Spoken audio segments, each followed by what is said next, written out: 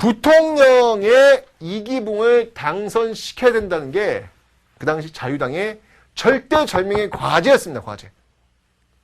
무슨 일이 있더라도 이기붕을 부통령에 당선시켜야 된다. 라고 해서 무리수를 둡니다. 그게 뭐냐면 바로 이기붕 당선 작전이죠. 바로 3.15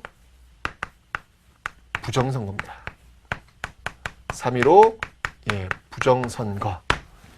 이기붕을 당선시키기 위해서 선거를 부정한 방법을 한 거예요. 민주주의에서 있을 수 없는 일입니다. 투표하는 그 행위를 갖고 국가 권력에서 조작을 하는 행위, 있을 수 없는 일입니다. 이건요. 있을 수 없는 일입니다. 민주주의에 대한 정면 도전입니다. 그런 정부는 존재 가치가 없어요. 그런 정부는 바로 문을 내려야 됩니다. 어디 감히 국민들의 의사, 국민들의 뜻, 여긴 공화국입니다. 국민들의 국가의 주권은 국민에게 있는 건데 그 국가의 주권자 국민의 뜻을 자기들이 정권을 연장하기 위해서 자기들한테 유리한 형국을 만들기 위해서 조작을 가한다? 이거는 이미 정권으로서의 의미가 없는 거예요. 그건 문 내려야 되는 겁니다. 3.15 부정선거를 자행한 자유당. 자, 대표적인 케이스가 이런 거예요.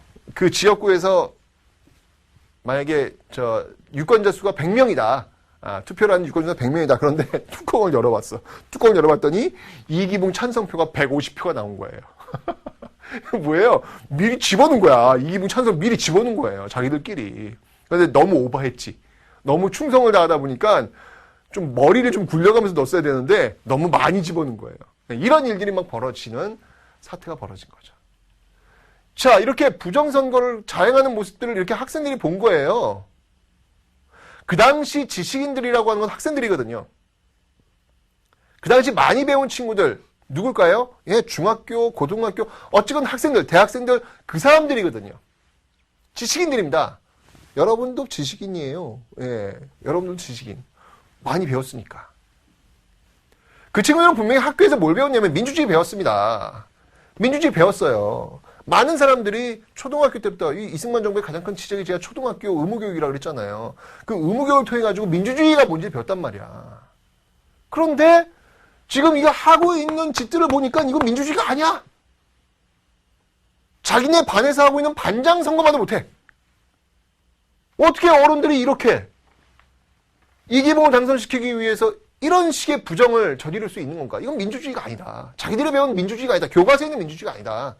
라고 하면서 들고 일어나는 거죠. 그게 뭡니까? 네, 그게 바로 4.19 혁명이 되는 겁니다. 4.19 혁명이 되는 겁니다. 앞에서 제가 분명히 일제강점기 때 6.10 만세운동과 광주학생 항일운동을 설명할 때 학생은 거인이다. 학생은 역사의 거인이다. 학생은 정말 마음만 먹으면 그 날개짓을 마음껏 펼치면서 자유를 향해 비상하는 한 마리의 거대한 독수리다라는 이야기 했잖아요. 바로 그 학생들, 일제강점기에 일제타도를 외쳤던 그 학생들이 현대사에서 또 한 번 등장하게 되는 순간입니다. 그게 바로 4.19 혁명이다라는 거죠.